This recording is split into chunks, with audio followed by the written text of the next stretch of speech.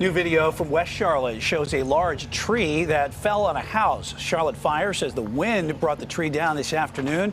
3 people were inside the house, but they were not injured. Well, emergency officials are telling people in their area to be prepared. And Queen City News reporter Derek Dellinger has a look at what is in place now and the issues they're worried about for first responders. He joins us live in South End with that part of the story tonight. Derek? Yes, Ed, that tree on the house, that is one of likely the first of many things that we may be seeing over the next coming days. That's going to be an issue. The wind's going to be an issue starting tonight, but tomorrow the rain's going to be coming in, the possibility of flooding, and that could be causing some issues around here. Whatever calm there is before the storm is starting to wear off. In case you didn't notice, it's been a little breezier than usual. And yes, it's from what's left of Ian.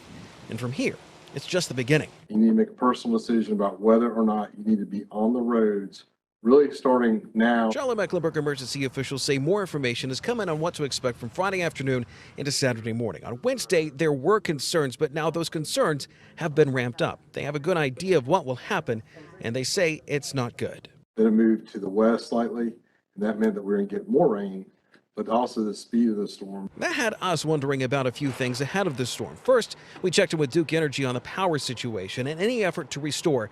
They say they've had crews in Florida working to restore power there, but everyone in the Carolinas, they've been staying put. We just don't know what the storm will bring when it comes through the Carolinas. We want to make sure we're not short-staffed here.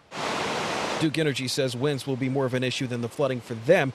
But with the flooding, which is also still possible, that comes with other concerns. Construction has led to new spots that can flood. Sometimes there's no way to know. And new areas pop up and we're like, okay, this is an area that for whatever reason we weren't able to mitigate. Construction crews on this project in South End say they had to install new storm drains with the first real test happening this weekend. But even then, no one really knows exactly where the rain will fall. I might tell you one spot in the western part of the county, but that thunderstorm or that heavy pocket of rain may be in the eastern part of the county. Emergency officials say that we could be seeing some downed trees and down power lines as early as tonight, and they're advising people, if you haven't already, have your emergency supplies in place. Live in South End, Derek Dellinger, Queen City News.